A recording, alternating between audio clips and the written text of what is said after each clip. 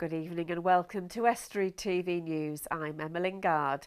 Coming up in the show, we visit Winterton Church to see how work is progressing. And we meet a Grimsby organisation whose employees love raising money for charity. But first, it's over to Richard Morris for the news.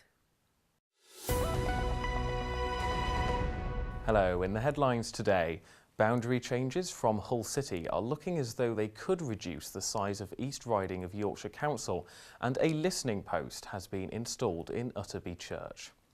Today is GCSE results day across the country, and as many 16-year-olds nervously open those brown envelopes telling them their grades, the former director of BMW is reminding people that apprenticeships are a viable option to continue their education. Steve Nash is the CEO of the Institute of Motor Industry and has worked in the motor industry for nearly 4 decades. He says the benefits far outweigh the negative stigma surrounding apprenticeships.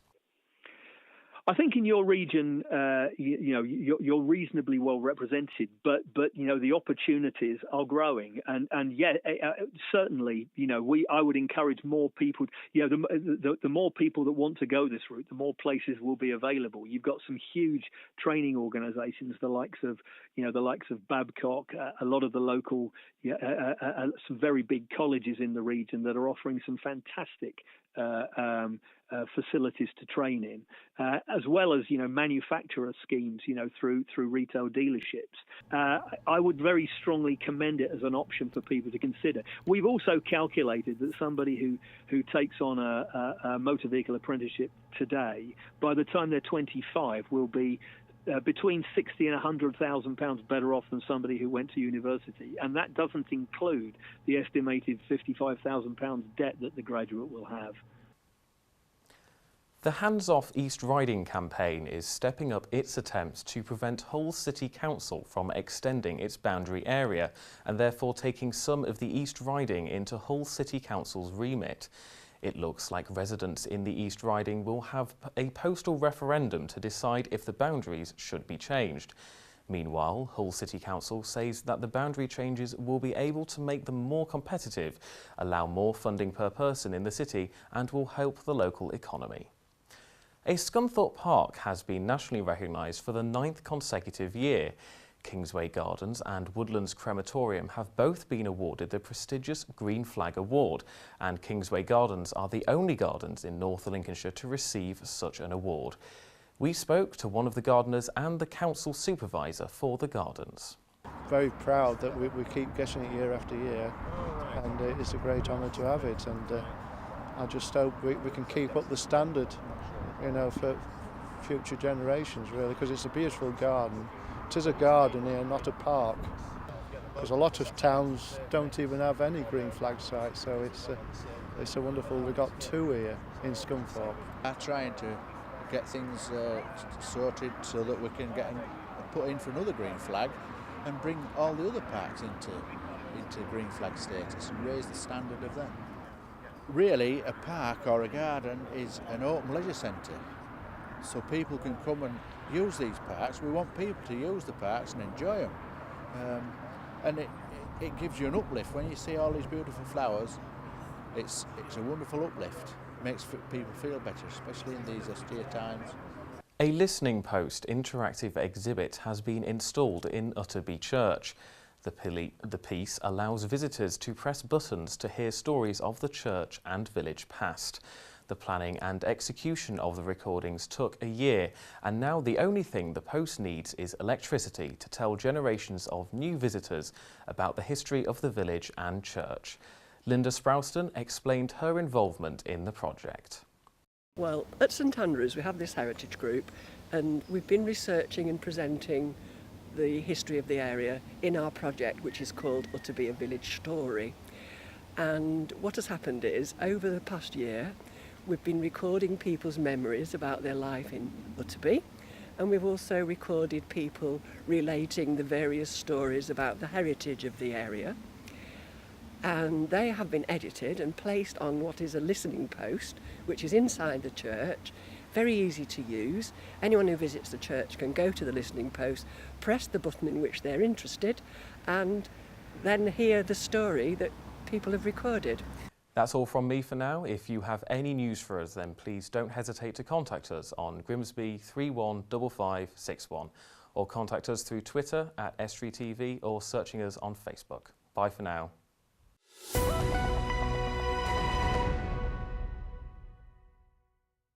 Winterton Church is undergoing refurbishment to make it more attractive for community use. James Dunn went to see how things are going. 6 months ago, this excited congregation were packing up in the hope that in a year's time, this church will be resurrected as a community space. We can have classical gatherings, we can have art, we can have plays, we can have concerts. The children can come and hopefully the community will come inside the building and look. Unfortunately, getting going isn't as simple as it sounds. It's now August and work has only just begun. Well, the delay has been mainly due to getting permissions. We have to get a faculty from the diocese. They've been very helpful, but it's still a long consultation process because we have to consult English Heritage, Society for Protection of Ancient Buildings, etc., etc. And it just takes time, and it took a lot longer than we thought. And the delays mean more than waiting a little longer. Due to rising building costs, the £1 million grant from the Heritage Lottery Fund is no longer enough to complete the work. They estimate it will take an extra £100,000, around 10% of the original budget. Once we had all that in place, we went out to tender, and it's been very difficult to find a contractor that we could afford because it appears that the prices have just risen enormously since the budget was set, even though we had contingencies and inflation and everything else in the budget. Maybe over the last 6 months you've had a noticeable difference with prices going up. As people are becoming busier, as the recession's going, prices for the likes of scaffolding and any other suppliers are going up maybe 10%. All of a sudden the building trade seems to be taking off, and we found that suppliers and contractors that we've been using in the past are busy, and they've now got a premium rate for their services. The group are now looking for extra grants and hoping the community that raised £50,000 for the original bid will rally again. In fact, it's already started with the Moody brothers, who raised £36 with the local cake sale. It made me feel really happy and made me feel like a bit helpful to the church. We know that our Nana and Grandad really like the church, so we just wanted to be like them so we can like the church too. We've had all sorts of donations, like the two lads you were interviewing just now who had a cake stall, and we've had all sorts of other help from a wide range of people in the community. The people here know the church will get finished. They just have to have faith. James Dunn, Estuary TV News. When it comes to raising money, there's one Grimsby organisation that seems to have got it right. Shoreline Housing Partnership has so far raised nearly £70,000 through a variety of events over the year. I went to meet some of them at a recent cheque presentation to find out why they do it.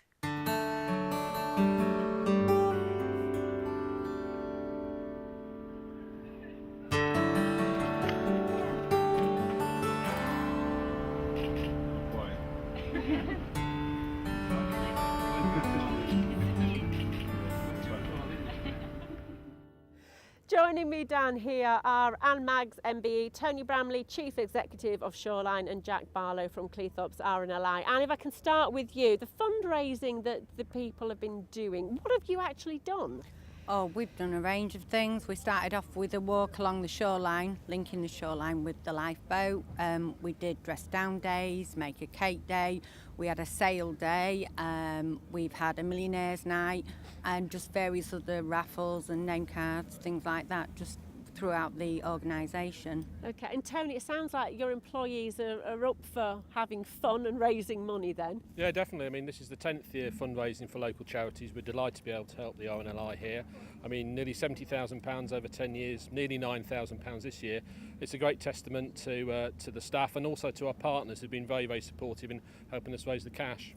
And do you have to think of fun ways every year, something new of how you can raise money? Well, we have an events committee and we sort of do thought sessions. We all put our thoughts in and we come up with different ideas. We do try and change events every year, but we've got things like quizzes that are always popular, but generally we do try and think together. There's a group of 8 or 9 of us who come up with different ideas all the time. Okay, and Tony, you've obviously been champion for what you've done in the community in raising this money. Why do you think it's so important organisations should do this? Well, I mean, we're a charity ourselves. We're locally based. Most of the people we employ are local and they benefit from the sort of services we're seeing today, whether they're emergency services like RNLI or the other services, health and care services that we've helped in the past. So it's a thing we think that staff feel strongly they should give something back, and we're, as an employer, we're very happy to assist them to do that because we think it's an important part of our place in the North East Links community. Okay, and now Jack, you're benefiting today from this. I mean, the RNLI is obviously very grateful for these donations, aren't they? Oh yes, and you know, it's how the RNLI is run, on voluntary donations, something like £140 million a year to run the RNLI nationally, all done by donations. And I'd like to thank Anne and Tony and the girls for what they've done. You know, it's brilliant. I mean, what types of things would you use the money to buy then? What does it go towards? It goes for training, maintenance, equipment, just general running costs of the station, you know, and it'll go a long way to help us that. I was going to say, like you say, it's an expensive thing, isn't it, to run, and you obviously do a vital service as well.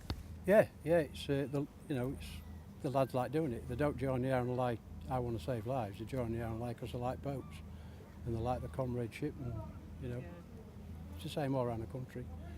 So the RNLI was the charity for this year. Who is it next time? Well, it's our 10th anniversary year, so this year will be the neonatal unit of the Grimsby Hospital, chosen by Tony, actually. The staff put suggestions together and Tony chose the charity this year. Okay, so why did you choose that this year? Well, RNLI is an exception in some ways because we like to choose small local charities, and it was the first time we'd chosen really a national charity, even though they've got a local base. But the neonatal unit is very local. A lot of people have benefited from the service there. They're a very small charity, so you know, an amount of money that we might raise will make a very, very big difference, we hope, to their circumstances next year and the great help they give to parents and their children. So we're looking forward to helping them in a completely different sort of way than standing in front of a lifeboat today will be an award next year, hopefully. Very different. Well, this is it. I mean, the lifeboat has come over today, hasn't it? And obviously, Jack, you're here from Cleethorpes. And I understand you're going out on it. We are. We're all looking forward to it. Very excited. You'll have a fantastic time. We've been studying the weather forecast closely, I think it'd be fair to say. Make sure it's dry weather, sailors by the sounds. It's better when it's rough. I'll take your word for it. Oh, well, thank you all for talking today, and here's to the next set of fundraising. Thank you. Thanks a lot.